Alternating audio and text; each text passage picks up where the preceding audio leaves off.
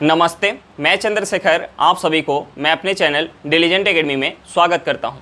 हम लोग UP police constable के लिए एक सीरीज स्टार्ट किए थे जिसमें हम लोग प्रत्येक दिन मैथ का 15 क्वेश्चन करते हैं। वो हमारा क्वेश्चन या तो प्रीवियस ईयर रहता है या प्रीवियस ईयर के ऊपर आधारित रहता है। चलिए आज उस सीरीज में हम लोग आगे की तरफ चलते हैं। इससे पहले अगर आप मेरे चैनल पर नए हो तो चैनल को सब्सक्राइब कर लें और बेल आइकन को प्रेस करना बिल्कुल ना भूलें ताकि आपको सबसे पहले लेटेस्ट नोटिफिकेशन मिलता रहे।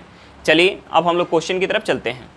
देखिए हमारा क्वेश्चन क्या दिया हुआ है। हमारा क्वेश्चन दिया है, एक परीक्षा में 10% विद्यार्थी गणित में फेल हो गए, 20% अंग्रेजी में तथा 5% दोनों विषय में फेल हो गए। कम से कम एक विषय में फेल विद्यार्थी का प्रतिशत क्या है। हमें क्या निकालना है कि कम से कम कितना प्रतिशत विद्यार्थी एक विषय में फेल हुए। तो हम यहाँ वेन डायग्राम लगा सकते हैं। हमें दो विषय दिया हुआ है, हम यहाँ वेन डायग्राम लगाएंगे। हमें दो विषय दिया हुआ है, एक हमें दिया हुआ है मैथ और दूसरा हमें इंग्लिश दिया हुआ है। अब देखिए हमें क्वेश्चन में दिया हुआ है कि 10% विद्यार्थी जो है वो मैथ में फेल है और 20% जो है इंग्लिश में फेल है और 5% दोनों में फेल है। 5% विद्यार्थी जो है दोनों विषय में फेल है, 10% जो है वो मैथ में फेल है, 5% जो है मैथ और इंग्लिश में फेल है। यानी केवल मैथ में फेल कितना हो गया, 5% हो गया। अब देखिए हमें क्वेश्चन में क्या दिया कि 20% जो है अंग्रेजी में फेल है और 5% अंग्रेजी और मैथ दोनों में फेल है। यानी केवल अंग्रेजी में कितना फेल है, 15%। अब देखिए टोटल फेल का हमारा प्रतिशत कितना निकल के आ गया। हम इसे ऐड करेंगे, 5 + 5 कितना हो गया 10, 10 + 15 कितना हो जाएगा 25। यानी 25% टोटल फेल हो गए। फेल का हमें प्रतिशत कितना निकल के आ गया 25%। यानी पास कितना हो गए, पास हो गए 75%। अगर हमसे पास पूछता तो पास कितना हो गया 75% और फेल कितना हो गए, फेल कितना हो गया 25%।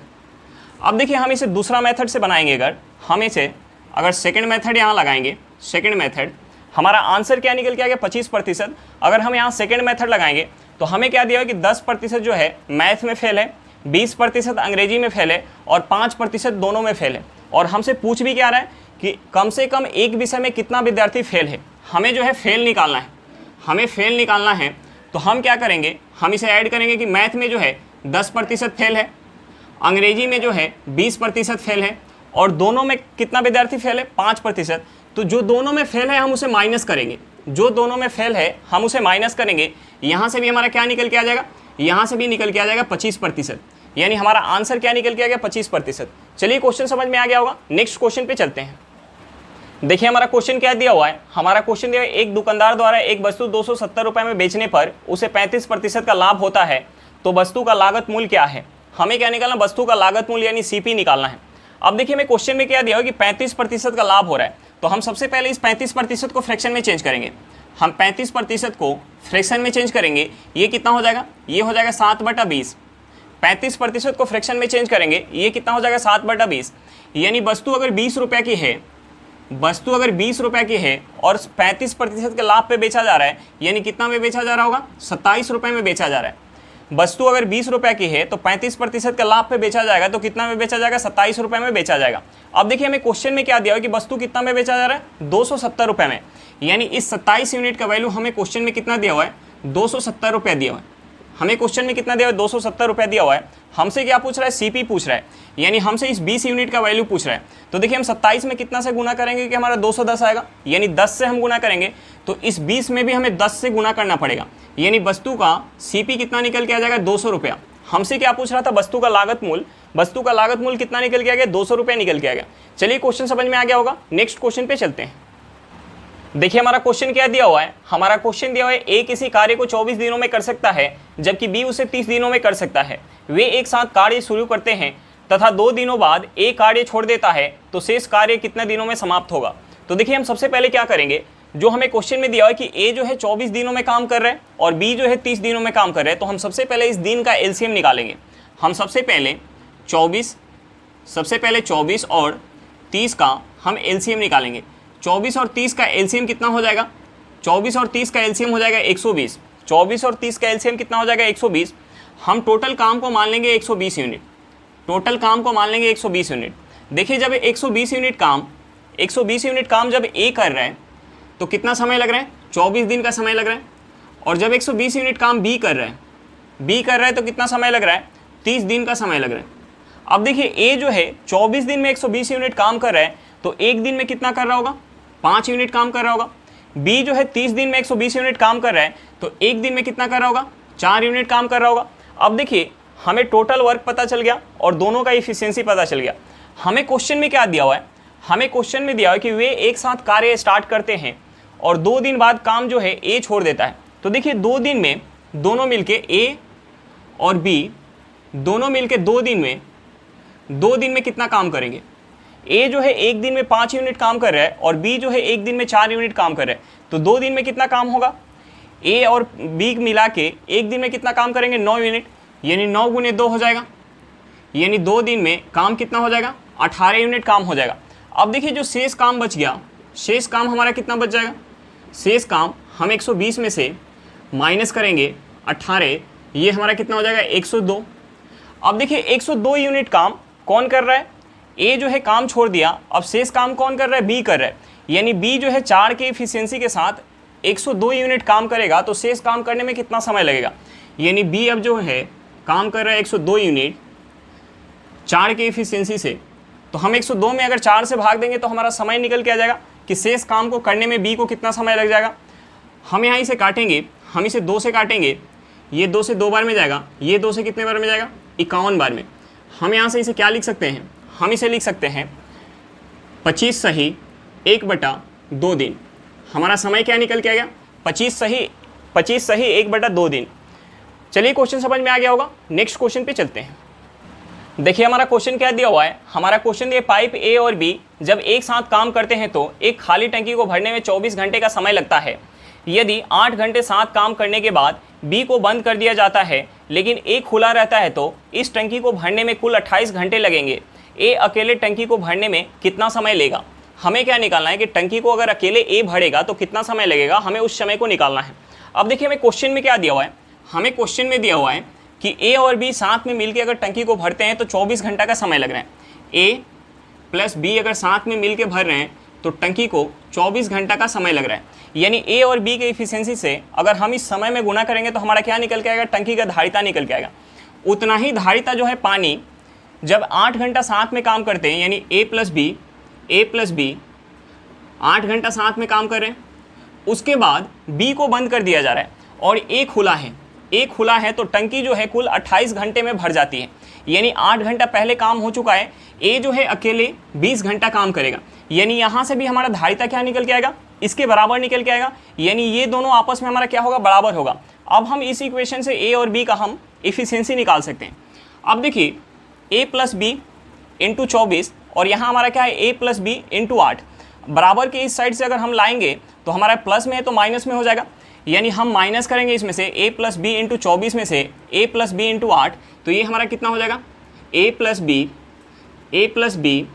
24 में से 8 माइनस होगा, कितना हो जाएगा 16, इक्वल टू ये कितना हो जाएगा 20 ए हो जाएगा।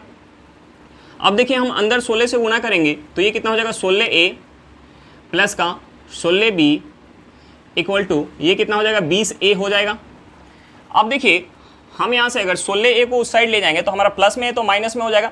यानी 20 ए में से 16 ए माइनस होगा तो हमारा कितना बच जाएगा 4 ए बच जाएगा। यानी यहाँ से हमारा क्या होगा 16 बी इक्वल टू ये हमारा कितना हो जाएगा 4 ए हो जाएगा। अब देखिए हम इस 4 से 16 को काटेंगे 4 बार में जाएगा, यानी हमारा यहाँ से क्या निकल के आ गया, यहाँ से निकल के आ गया 4b इक्वल टू ए, यानी b बटा ए हमारा क्या हो जाएगा b बटा ए हो जाएगा 1/4।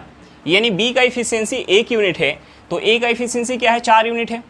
तो देखिए हम किसी एक में या तो हम यहाँ रख ले a और b के इफिशियंसी को, या हम यहाँ रख ले तो हमारा टंकी का धारिता निकल के आ जाएगा। तो हम यहाँ रख लेते हैं, हम यहाँ रखेंगे, यानी a का इफिशियंसी कितना है 4 यूनिट, b का इफिशियंसी कितना है 1 यूनिट, और दोनों मिलकर टंकी को 24 घंटा में भर रहे हैं।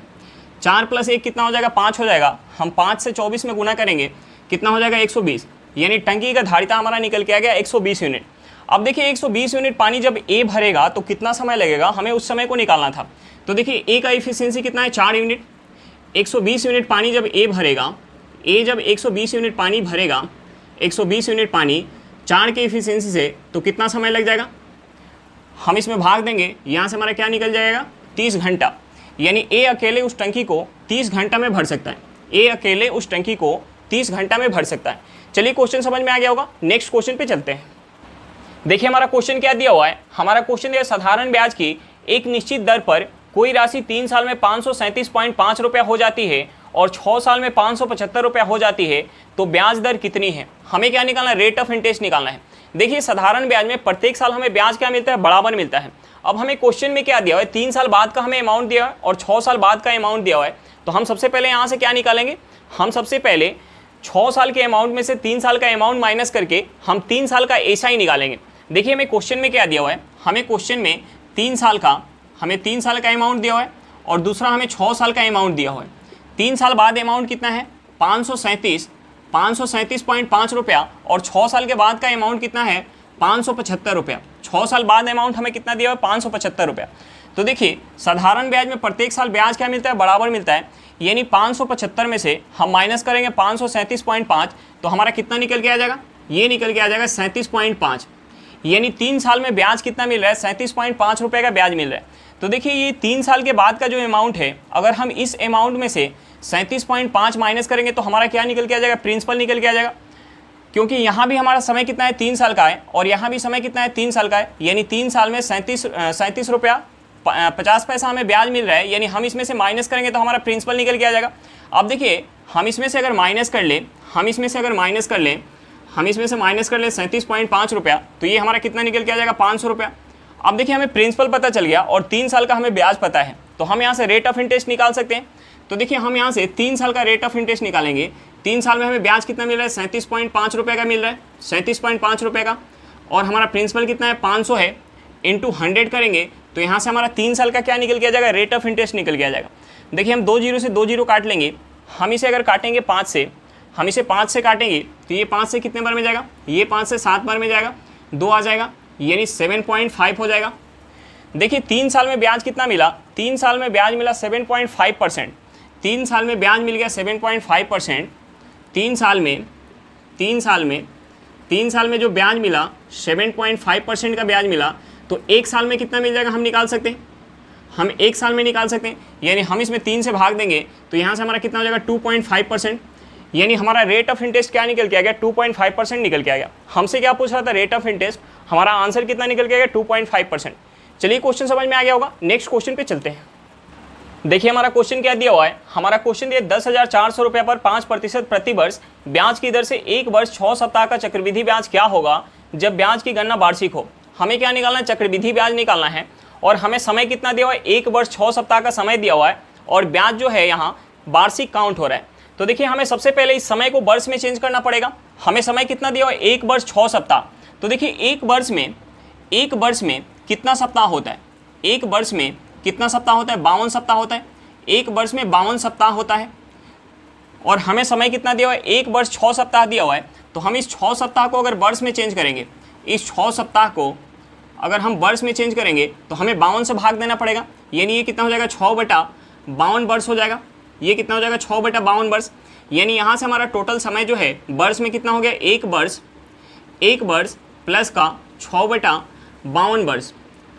अब देखिए हमें प्रिंसिपल दिया हुआ है और रेट दिया हुआ है और हमारा समय कितना है? 1 वर्ष प्लस का 6/52 वर्ष। तो हम सबसे पहले क्या करते हैं? यहाँ 2 वर्ष का चक्रवृद्धि ब्याज निकालते हैं। हम सबसे पहले 2 वर्ष का चक्रवृद्धि ब्याज निकालते हैं। अब देखिए 2 वर्ष का हम चक्रवृद्धि ब्याज निकालेंगे। हमारा प्रिंसिपल कितना है? 10,400 रुपया और रेट कितना है? 5%। तो देखिए 5% के दर से पहले साल हमें ब्याज कितना मिल जाएगा? हम इस 10,400 का अगर 5% निकालेंगे तो ये कितना हो जाएगा? 520 रुपया। पहले साल हमें प्रिंसिपल पर 520 रुपये का ब्याज मिल जाएगा। दूसरे साल हमें प्रिंसिपल पे 520 रुपये का ब्याज मिल जाएगा। अब देखिए जब हम चक्रवृद्धि ब्याज काउंट करते हैं तो पहले साल हमें केवल प्रिंसिपल पे ब्याज मिलता है, दूसरे साल हमें प्रिंसिपल पे मिलता है प्लस का जो हमें पहले साल ब्याज मिल चुका है उस ब्याज के ऊपर भी ब्याज मिलता है। यानी इसका अगर हम 520 का अगर हम 5% निकालेंगे, 520 का अगर हम 5% निकालेंगे, ये हमारा कितना हो जाएगा? 520 का अगर हम 5% निकालेंगे तो ये हमारा हो जाएगा 26। ये कितना हो जाएगा? 26 रुपया हो जाएगा। अब देखिए पहले साल तो है, हमें समय कितना दिया हुआ है? 1 वर्ष प्लस का 6/52 वर्ष। यानी पहले साल हमें ब्याज जो है 520 रुपये का मिलेगा। लेकिन दूसरे साल अगर पूरे वर्ष का अगर हमें समय दिया होता तो हमें 520 प्लस का 26 मिल जाता। लेकिन हमें पूरे वर्ष का समय नहीं दिया हुआ है, हमें समय दिया हुआ 6/52 वर्ष का। यानी पूरे वर्ष में अगर 520 प्लस का 26 रुपये अगर मिल रहा है तो 6/52 वर्ष में कितना मिलेगा हम निकाल सकते हैं। पूरे वर्ष में अगर 520 प्लस का 26 रुपये मिल रहा है तो हम यहाँ से निकाल सकते हैं 6/52 वर्ष में कितना मिलेगा हम निकाल सकते हैं। हम 6/52 वर्ष में कितना मिलेगा हम निकाल सकते हैं यहाँ से। अब देखिए हम इसमें गुना करेंगे तो यहाँ से कितना हो जाएगा, अगर 520 में हम गुना करेंगे 6/52 से तो ये कितना हो जाएगा हमारा, 52 से ये कट जाएगा 520 10 बार में, यानी यहाँ से हो जाएगा 60 रुपया प्लस का। अगर हम इस 26 में गुना करेंगे तो ये हमारा कितना हो जाएगा, 26 से जो है 52 2 बार में चला जाएगा, 2 से हम 6 को काटेंगे, ये कितने बार में चला जाएगा, 3 बार में, यानी यहाँ से हमें ब्याज कितना मिल जाएगा, हमें यहाँ से ब्याज मिल जाएगा 63 रुपया। अब देखिए पहले साल हमें ब्याज कितना मिलेगा 520 रुपया, और दूसरे साल अगर हमें पूरे समय रहता तो हमें 520 प्लस का 26 मिल जाता, लेकिन दूसरे वर्ष में हमें केवल 6 सप्ताह का समय है, यानी 6 सप्ताह में ब्याज कितना मिल जाएगा, 63 रुपये का ब्याज मिल जाएगा।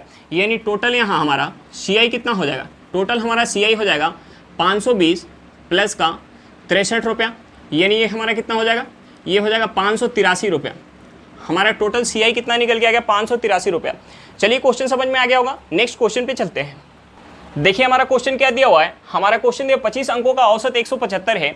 यदि भूल बस 3 अंकों को 210, 190, 130 के जगह 240, 210, 30 ले लिया गया तो वास्तविक औसत ज्ञात करें। हमें क्या निकालना है, वास्तविक औसत निकालना है। देखिए हमें क्वेश्चन में क्या दिया है कि 25 अंकों का औसत निकालने के बाद 175 आ रहे हैं। 25 अंकों का औसत निकालने के बाद 175 आ रहा है। 175 कब आ रहा है, 25 अंकों का औसत निकालने के बाद 175 कब आ रहा है, जब हम गलती से 210, 190, 130 के जगह 240, 210 और 30 ले रहे हैं। यानी हम सबसे पहले क्या करेंगे, इन तीनों संख्याओं के बीच का डिफरेंस देखेंगे। हमें लेना कितना था, हमें लेना था 210 प्लस का 190 प्लस का 130, हम इसे ऐड करेंगे, ये हमारा कितना हो जाएगा, 210 प्लस का 190 कितना हो जाएगा, ये हमारा हो जाएगा 400 प्लस का 130 कितना हो जाएगा 530। हमें लेना था, हमें योग में लेना था 530, लेकिन हमने गलती से कितना ले लिया, हमने गलती से ले लिया 240, हमने गलती से ले लिया 240 प्लस का 210 प्लस का 30, हम इसे ऐड करेंगे, ये कितना हो जाएगा 240 प्लस का 210 कितना हो जाएगा, ये हो जाएगा 450 प्लस का 30 कितना हो जाएगा, ये हो जाएगा 480। हमें लेना था 530, लेकिन हमने क्या ले लिया, हमने ले लिया 480, यानी हम टोटल योग में कितना कम ले रहे हैं, हम टोटल योग में हमें लेना था 530 टोटल योग में, लेकिन हमने क्या ले लिया, हमने ले लिया 480। हमें लेना था 530 लेकिन हमने ले लिया 480, तो इनके बीच का डिफरेंस कितना है, हम 530 में से 480 माइनस करेंगे, यहाँ से हमारा कितना निकल के आ जाएगा, यहाँ से निकल के आ जाएगा 50। यानी टोटल सम में ओरिजिनल का जो हमारा सम होगा टोटल 25 अंकों का, उसमें 50 हम कम लिए हैं, हम टोटल जो है 50 कम लिए हैं। टोटल हमारा संख्या कितना है, 25 संख्या है, यानी प्रत्येक संख्या का औसत में कितना का कमी हुआ होगा, प्रत्येक संख्या का औसत में कितना का कमी हुआ होगा। हमने टोटल सम में अगर 50 कम लिया है, हमने टोटल सम में 50 कम लिया है, संख्या कितना है 25 है, यानी प्रत्येक के औसत में कितना का कमी हुआ होगा, हम 25 से भाग देंगे, यहाँ से कितना निकल के आ जाएगा 2, यानी प्रत्येक के औसत में 2 का कमी हुआ होगा। हमने टोटल सम में अगर 50 कम लिया है तो प्रत्येक के औसत में 2 का कमी हुआ होगा, यानी हमारे यहाँ से वास्तविक औसत क्या निकल के आ जाएगा, 175 में हम प्लस 2 करेंगे, यहाँ से हमारा कितना निकल के आ जाएगा 177, यानी वास्तविक औसत हमारा कितना निकल के आ गया 177 निकल के आ गया। चलिए क्वेश्चन समझ में आ गया होगा, नेक्स्ट क्वेश्चन पे चलते हैं।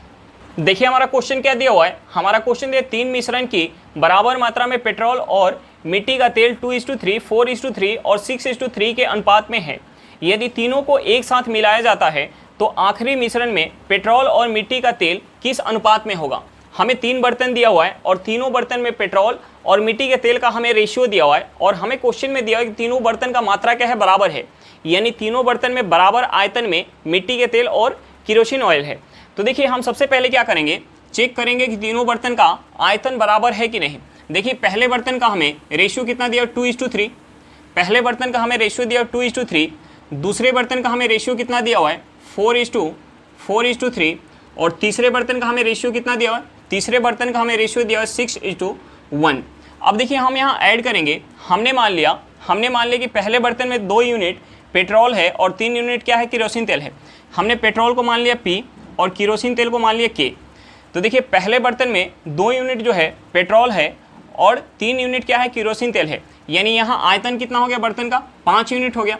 अब देखिए दूसरे बर्तन में 4 यूनिट पेट्रोल है और 3 यूनिट क्या है, केरोसिन तेल है, यानी यहाँ आयतन कितना हो गया, 7 हो गया। और तीसरे बर्तन में 6 यूनिट पेट्रोल है और 1 यूनिट क्या है, किरासन तेल है, यानी आयतन कितना हो गया, 7 हो गया। अब देखिए यहाँ से हम देखेंगे कि तीनों बर्तन का आयतन जो है बराबर नहीं है। दूसरे और तीसरे बर्तन का आयतन तो बराबर है, लेकिन पहले बर्तन का आयतन बराबर नहीं है। तो हम यहाँ आयतन बराबर करेंगे। आयतन बराबर करने के लिए हम पहले बर्तन में 7 से गुणा करेंगे और दूसरे बर्तन में 5 से और तीसरे बर्तन में 5 से। अब देखिए यहाँ हमारा आयतन बराबर हो गया, यहाँ भी 35 यूनिट, यहाँ भी 35 यूनिट और यहाँ भी 35 यूनिट। अब देखिए अगर हम इस साइड अगर 7 से गुणा करें तो हम इसे पूरे रेशियो में 7 से गुणा करेंगे, यानी अब हमारा रेशियो कितना हो जाएगा, अब रेशियो हो जाएगा, हम 7 से गुणा करेंगे तो ये रेशियो हो जाएगा 14:2 और हम 3 में 7 से गुणा करेंगे, ये कितना हो जाएगा 21। दूसरे बर्तन में हम 5 से गुणा करेंगे, ये कितना हो जाएगा 20:2, ये कितना हो जाएगा, ये हो जाएगा 15। हम तीसरे बर्तन में 5 से गुणा करेंगे, ये कितना हो जाएगा 30:2, ये कितना हो जाएगा 5 हो जाएगा। हम यहाँ ऐड करेंगे, ये कितना हो जाएगा 30 प्लस का 20 कितना हो जाएगा 50, 50 में 14 ऐड करेंगे, ये कितना हो जाएगा 64:2। हम इस साइड ऐड करेंगे, ये कितना हो जाएगा 20 और प्लस का 21 कितना हो जाएगा 41। यानी अंतिम बर्तन में हमारा रेशियो क्या निकल के आ गया, अगर तीनों को मिलाएंगे तो हमारा रेशियो हो जाएगा, पेट्रोल और मिट्टी के तेल का रेशियो कितना हो जाएगा 64:41। हमारा आंसर क्या निकल के आ गया 64:41। चलिए क्वेश्चन समझ में आ गया होगा, नेक्स्ट क्वेश्चन पे चलते हैं। देखिए हमारा क्वेश्चन क्या दिया हुआ है, हमारा क्वेश्चन दिया एक व्यवसाय में अंकित सक्रिय तथा राम निष्क्रिय साझेदार है।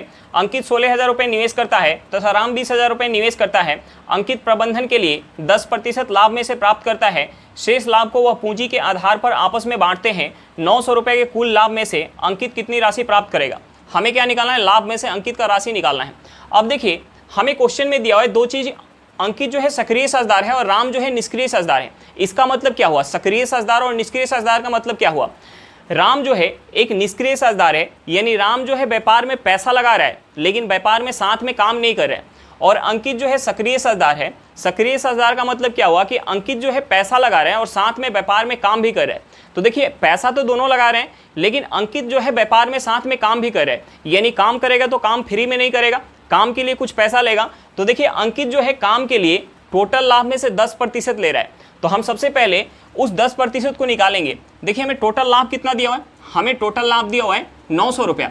हमें टोटल लाभ कितना दिया हुआ है, 900 रुपया दिया हुआ है। इस 900 का 10% जो है, इस 900 का 10% जो है अंकित ले रहा है व्यापार प्रबंधन के लिए। सक्रिय साझेदार होने के नाते 10% ले रहा है, यानी 10% कितना हो जाएगा 90 रुपया हो जाएगा। 10% कितना हो जाएगा 90 रुपये हो जाएगा। अब देखिए शेष कितना बच गया, शेष जो है शेष लाभ कितना बच गया, शेष लाभ हम माइनस करेंगे। शेष लाभ कितना हो गया, हम इस 900 में से माइनस करेंगे 90 रुपया, ये कितना हो जाएगा, ये हो जाएगा 810 रुपया। शेष लाभ कितना हो गया 810 रुपया। अब ये 810 रुपया जो है पूंजी के रेशियो में बट रहा है। अब देखिए हमें दोनों का पूंजी दिया हुआ है, हमें अंकित और राम का पूंजी दिया हुआ है। देखिए हमें अंकित का पूंजी कितना दिया हुआ 16,000 रुपया।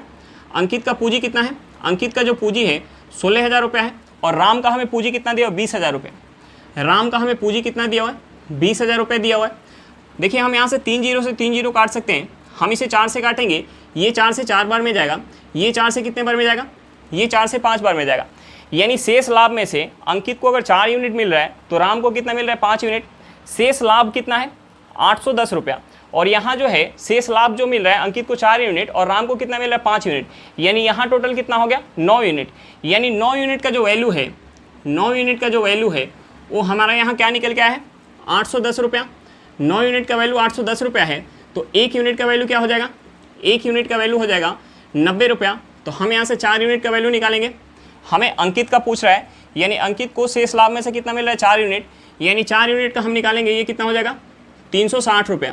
देखिए प्रबंधन के लिए अंकित को 90 रुपया मिल रहा है और जो है पूंजी के लिए कितना मिल रहा है 360 रुपया, यानी टोटल कितना मिल गया अंकित को, टोटल कितना मिल जाएगा 360 प्लस का 90 करेंगे, ये कितना हो जाएगा, ये हो जाएगा 450 रुपया।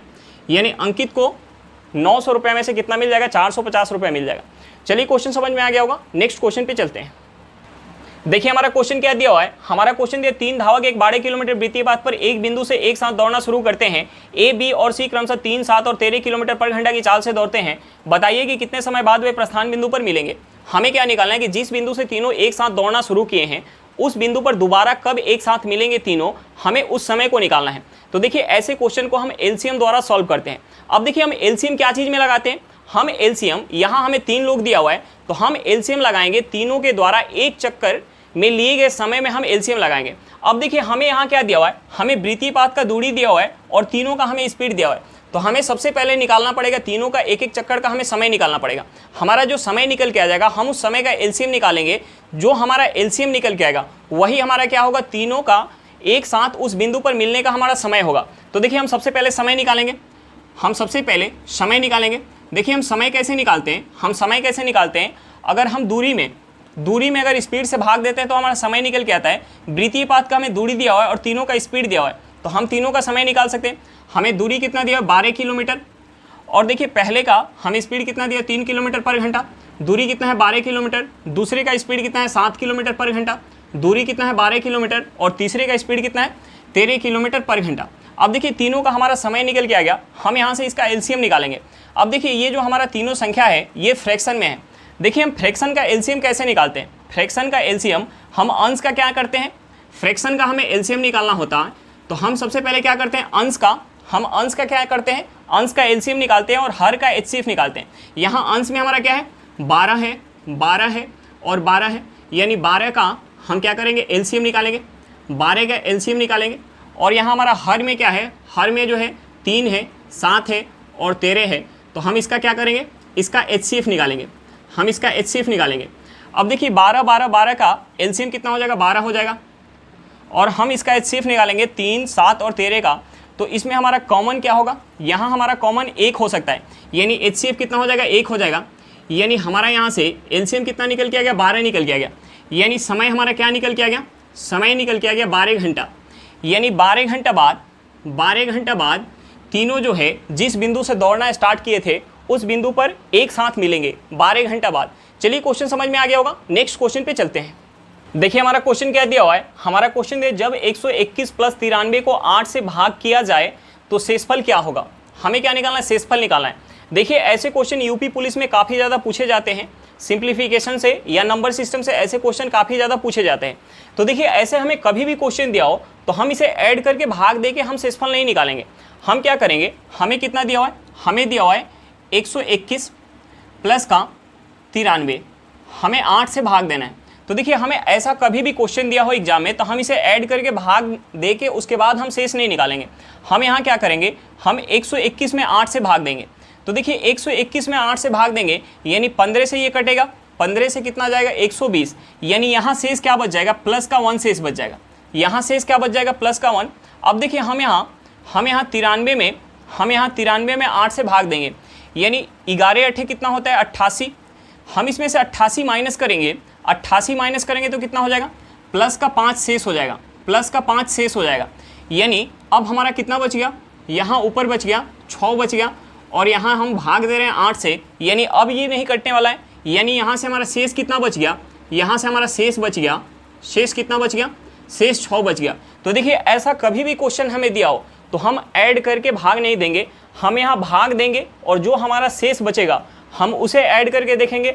उसके बाद हम देखेंगे कि ये फिर से विभाजित हो रहा है या नहीं। अगर विभाजित नहीं होगा तो जो हमारा अंश में रहेगा वही हमारा क्या हो जाएगा, शेष हो जाएगा। अगर हमारा यहाँ 12 आ जाता तो हम फिर इसे 8 से भाग देते, हम फिर इसे 8 से भाग देते। उसके बाद हमारा शेष कितना बच जाता, 4 बच जाता शेष। यहाँ हमारा शेष कितना बच गया, 6 शेष बच गया। चलिए क्वेश्चन समझ में आ गया होगा, नेक्स्ट क्वेश्चन पे चलते हैं। देखिए हमारा क्वेश्चन क्या दिया हुआ है, हमारा क्वेश्चन है ए बी एक वृत्त का व्यास है और सी एक बिंदु है। जैसे ए सी और बी सी वृत्त की दो जीवाएं हैं। यदि ए सी इक्वल टू 7 सेंटीमीटर और वृत्त की त्रिज्या 12.5 सेंटीमीटर है तो बी सी का मान क्या होगा। हमें क्या निकालना है, बी सी की लंबाई निकालना है। देखिए हमें एक वृत्त दिया हुआ है, और वृत्त का हमें व्यास क्या दिया हुआ है, हमें वृत्त का व्यास ए बी दिया हुआ है, वृत्त का व्यास हमें ए बी दिया हुआ है, और एक बिंदु हमें दिया हुआ है, एक बिंदु सी दिया हुआ है, और दो हमारी वृत्त की जीवा दी हुई है, एक ए सी और एक बी सी। अब देखिए हमें जो है एक जीवा की लंबाई दिया हुआ है, यानी हमें ए सी की लंबाई दिया हुआ है, 7 सेंटीमीटर। ए सी की लंबाई हमें 7 सेंटीमीटर दिया हुआ है, और वृत्त की त्रिज्या दिया हुआ है। वृत्त का त्रिज्या कितना दिया हुआ है, 12.5 सेंटीमीटर। ये भी त्रिज्या कितना हो जाएगा, 12.5 सेंटीमीटर। अब देखिए हम वृत्त के व्यास से अगर वृत्त के परिधि पे कोण बनाते हैं वृत्त के व्यास से वृत्त के परिधि पे कोण बनाते हैं तो वो हमारा कोण जो है 90 डिग्री का बनता है। वृत्त के व्यास से अगर वृत्त के परिधि पे हम कोण बनाते हैं तो हमारा कोण 90 डिग्री का बनता है। अब देखिए एक त्रिभुज हमारा यहाँ से बन गया, यहाँ से एक हमारा त्रिभुज बन गया, एक त्रिभुज बन गया। ये हमारा कितना हो जाएगा 12.5 और 12.5 कितना हो जाएगा 25 हो जाएगा। ये हमारा एक त्रिभुज बन गया, त्रिभुज जो हमारा बन गया ये हमारा सी पे जो है, सी पे एंगल कौन सा है, सी पे 90 डिग्री है, सी ए और बी। अब देखिए ए बी की लंबाई हमारा यहाँ कितना हो गया 12.5 और 12.5 ऐड करेंगे कितना हो जाएगा 25 हो जाएगा, 25 हो जाएगा। ए सी की लंबाई हमें क्वेश्चन में दिया हुआ है 7 सेंटीमीटर। हमें क्या निकालना है, हमें बी सी की लंबाई निकालना है, हमें बी सी की लंबाई निकालना है। ये एक हमारा त्रिभुज कैसा बन गया, समकोण त्रिभुज बन गया। तो हम यहाँ पाइथागोरस लगा के हम आधार निकाल सकते हैं, या हमें ट्रिपलेट याद हो, या हमें ट्रिपलेट याद हो। हमारा एक ट्रिपलेट होता है, हमारा एक ट्रिपलेट होता है, ट्रिपलेट होता है 7, ट्रिपलेट क्या होता है 7, 7 24, ट्रिपलेट होता है 7 24 25। अब देखिए यहाँ 7 हमारा क्या हो गया लंब हो गया, तो यहाँ 24 क्या हो जाएगा 24 BC हो जाएगा, और 25 हमारा क्या है AC है। यहाँ से हमारा BC की लंबाई क्या निकल के आ गया, BC की लंबाई निकल गया 24, यानी हमारा आंसर क्या हो जाएगा 24 सेंटीमीटर। चलिए क्वेश्चन समझ में आ गया होगा, नेक्स्ट क्वेश्चन पे चलते हैं। देखिए हमारा क्वेश्चन क्या दिया हुआ है, हमारा क्वेश्चन दिया एक कार 6 किलोमीटर की 4 क्रमिक दूरी 25 किलोमीटर पर घंटा, 50 किलोमीटर पर घंटा, 75 किलोमीटर पर घंटा तथा 150 किलोमीटर पर घंटे की गति से तय करती है, तब कुल दूरी के लिए कार की औसत चाल बताएं। हमें क्या निकालना है, एवरेज स्पीड निकालना है। देखिए हमें क्वेश्चन में दिया हुआ है कि 6 किलोमीटर की 4 क्रमिक दूरी, यानी पहले 6 किलोमीटर 25 किलोमीटर पर घंटे की स्पीड से जा रही है कार, उसके अगले 6 किलोमीटर 50 किलोमीटर पर घंटे की स्पीड से जा रही है, उसके अगले 6 किलोमीटर 75 किलोमीटर पर घंटे की स्पीड से जा रही है, उसके अगले 6 किलोमीटर 150 किलोमीटर पर घंटे की स्पीड से जा रही है। तो देखिए हम औसत स्पीड कैसे निकालते हैं, हम औसत स्पीड कैसे निकालते हैं, टोटल दूरी बटा हम टोटल समय करते हैं तो हमारा औसत स्पीड निकल के आता है। अब देखिए हम यहाँ टोटल दूरी तो निकाल सकते हैं, यानी 6 किलोमीटर का 4 दूरी है तो हमारा टोटल दूरी हो जाएगा 24 किलोमीटर। हम जब यहाँ समय निकालेंगे, यानी 6 किलोमीटर जा रहा है 25 किलोमीटर पर घंटे की स्पीड से, तो हम यहाँ समय निकालेंगे तो हमारा समय फ्रैक्शन में आएगा। तो देखिए हम दूरी को कुछ मान लेंगे, चारों स्पीड से बराबर दूरी चली जा रही है तो हम कुछ दूरी को मान लेंगे, हम ऐसा कुछ मानेंगे ताकि हमारा समय फ्रैक्शन में ना निकल के आए। तो देखिए दूरी मानने के लिए हम क्या करते हैं, हम चारों स्पीड का एलसीएम निकाल लेते हैं। हम चारों स्पीड का अगर एलसीएम निकालेंगे, हम चारों स्पीड का एलसीएम निकालेंगे, यानी 25, 50, 75 और 150 का हम एलसीएम निकालेंगे तो एलसीएम कितना हो जाएगा 50 हो जाएगा। अब देखिए हम दूरी को मान लेते हैं, हम दूरी को मान लेते हैं 150 किलोमीटर, हम दूरी को मान लेते हैं 150 किलोमीटर। अब देखिए पहले जो है 150 किलोमीटर अगर 25 किलोमीटर पर घंटे की स्पीड से जाए, 25 किलोमीटर पर घंटे की स्पीड से जाए तो कितना समय लग जाएगा, 6 घंटा का समय लग जाएगा। उसका अगला जो है 150 किलोमीटर अगर 50 किलोमीटर पर घंटे की स्पीड से जाए तो कितना समय लग जाएगा, 3 घंटा का समय लग जाएगा। उसके अगले 150 किलोमीटर अगर 75 किलोमीटर पर घंटे की स्पीड से जाए तो कितना समय लग जाएगा, कितना समय लग जाएगा, 2 घंटा का समय लग जाएगा, 2 घंटा का समय लग जाएगा। उसके अगले 150 किलोमीटर अगर 150 किलोमीटर पर घंटा की स्पीड से जाए, 150 किलोमीटर पर घंटे की स्पीड से जाए तो कितना समय लग जाएगा, 1 घंटा का समय लग जाएगा। अब देखिए यहाँ दूरी कितना हो गया, यहाँ जो दूरी हो गया, यहाँ जो दूरी हो गया, दूरी कितना हो गया 150 गुने 4, यहाँ दूरी कितना हो गया 150 गुने 4, और यहाँ टोटल समय कितना हो गया, यहाँ जो टोटल समय हो गया 6 घंटा प्लस का 3 घंटा 9 घंटा प्लस का 2 घंटा कितना हो गया 11 घंटा प्लस का 1 घंटा कितना हो गया 12 घंटा, यानी टोटल दूरी हो गया 12 घंटा। हम इसे 4 से काटेंगे, ये 3 बार में जाएगा, हम इसे 3 से काटेंगे, ये 3 से कितने बार में जाएगा 50 बार में, यानी यहाँ से हमारा एवरेज स्पीड, हमारा एवरेज स्पीड क्या निकल के आ गया, एवरेज स्पीड निकल के आ गया 50 किलोमीटर पर घंटा। हमारा एवरेज स्पीड क्या निकल के आ गया 50 किलोमीटर पर घंटा। चलिए क्वेश्चन समझ में आ गया होगा, नेक्स्ट क्वेश्चन पे चलते हैं। देखिए हमारा क्वेश्चन क्या दिया हुआ है, हमारा क्वेश्चन दिया एक तैराक स्थिर जल में 9 किलोमीटर पर घंटा की गति से तैरने पर यह पाता है कि उसे धारा की दिशा में एक निश्चित दूरी तय करने में लगा समय धारा के विरुद्ध दिशा में उतना ही दूरी तय करने में लगे समय का आधा है। जल की गति ज्ञात करें। हमें क्या निकालना है, धारा की स्पीड निकालना है। देखिए तैराक जब धारा की दिशा में जाएगा तो उस केस में तैराक और धारा की स्पीड क्या होगा, ऐड होगा, और जब तैराक धारा के विरुद्ध जाएगा तो उस केस में क्या होगा, तैराक और धारा का स्पीड माइनस होगा। अब देखिए हमें क्वेश्चन में क्या दिया हुआ है, हमें क्वेश्चन में दिया हुआ है कि एक निश्चित दूरी धारा की दिशा में जा रहा है और उतना ही दूरी धारा के विरुद्ध जा रहा है, तो धारा के विरुद्ध जाने में धारा की दिशा की अपेक्षा दोगुना समय लग रहा है। डिस्टेंस हमारा क्या है, बराबर है, डिस्टेंस क्या है, सेम है। तो देखिए डिस्टेंस सेम होता है तो एक हमारा कंसेप्ट होता है कि जो हमारा स्पीड का रेशियो होगा उसका अपोजिट क्या हो जाएगा, टाइम का रेशियो हो जाएगा। या हम बोल सकते हैं कि जो हमारा टाइम का रेशियो होगा उसका अपोजिट क्या हो जाएगा, स्पीड का रेशियो हो जाएगा। अब देखिए हमें दिया हुआ है कि धारा की दिशा में जो समय लग रहा है उसका दोगुना क्या लग रहा है, धारा के विरुद्ध जाने में लग रहा है। यानी हम यहाँ से समय का रेशियो निकालेंगे तो उसका अपोजिट क्या हो जाएगा, हमारा स्पीड का रेशियो हो जाएगा। अब देखिए हमें क्वेश्चन में दिया हुआ है कि डिस्टेंस क्या है, सेम है। डिस्टेंस जो है, डिस्टेंस क्या है, सेम है। डिस्टेंस सेम है तो हम यहाँ से टाइम का रेशियो निकालेंगे तो उसका अपोजिट रेशियो हमारा क्या हो जाएगा, स्पीड का रेशियो हो जाएगा। अब देखिए धारा के साथ जाने में जो समय लग रहा है, हमने मान लिया कि धारा के साथ जाने में 1 यूनिट का समय लग रहा है, तो धारा के विरुद्ध जाने में कितना समय लगेगा, उसका दोगुना, यानी 2 यूनिट का समय लग रहा है। तो स्पीड का रेशियो हमारा क्या हो जाएगा, 2:1, इसका यानी अपोजिट हो जाएगा। अब देखिए धारा के साथ जब जा रहा है, धारा के साथ जब जाएगा तो वहाँ क्या हो जाएगा, तैराक और धारा का स्पीड ऐड होगा। धारा के साथ जब जाएगा तो तैराक और धारा का स्पीड क्या होगा, ऐड होगा। और जब धारा के विरुद्ध जाएगा तो वहाँ तैराक और धारा का स्पीड क्या होगा, माइनस होगा। वहाँ तैराक और धारा की स्पीड क्या होगा, माइनस होगा।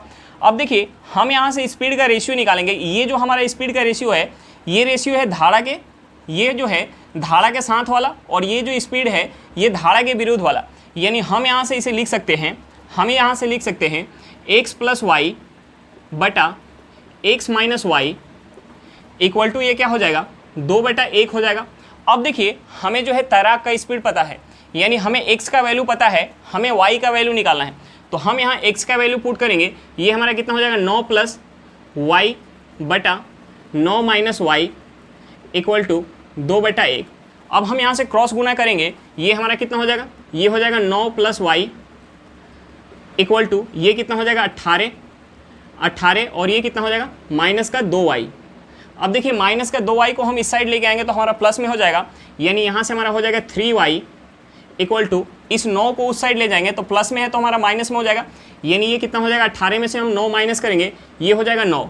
यानी 3y हमारा किसके बराबर है, 9 किलोमीटर पर घंटा के बराबर। यानी y हमारा क्या निकल के आ जाएगा, 3 किलोमीटर पर घंटा। यानी धारा का स्पीड हमारा क्या निकल के आ गया, 3 किलोमीटर पर घंटा। चलिए क्वेश्चन समझ में आ गया होगा, नेक्स्ट क्वेश्चन पे चलते हैं। देखिए एक हमारा छोटा सा सिंप्लीफिकेशन दिया हुआ है, इसे आप लोग सॉल्व करके और कमेंट बॉक्स में आप लोग आंसर जरूर बताइएगा। देखिए मैं इतना बता दे रहा हूँ कि इसमें हमारा क्या दिया हुआ है, यहाँ बड़ा ब्रैकेट है, मझला ब्रैकेट है, छोटा ब्रैकेट है, और ये जो ऊपर में हमारा बार दिया हुआ है इसको हम बोलते हैं वेनिकुलम बार। तो देखिए हम सबसे पहले बोर्ड मास में सबसे पहले हम वेनिकुलम बार का काम करते हैं, उसके बाद छोटा ब्रैकेट, उसके बाद मझला ब्रैकेट, उसके बाद हम बड़ा ब्रैकेट के अंदर का काम करते हैं। तो आप लोग इसे सॉल्व करके आंसर कमेंट बॉक्स में बताइएगा। चलिए आज के लिए इतना ही, फिर मिलते हैं नेक्स्ट क्लास में। अगर क्लास अच्छा लगे तो क्लास को लाइक करिएगा, अगर आप मेरे चैनल पर नए हो तो चैनल को सब्सक्राइब करिएगा, और क्लास को अपने दोस्तों के साथ शेयर करना बिल्कुल मत भूलिएगा। चलिए बाय बाय।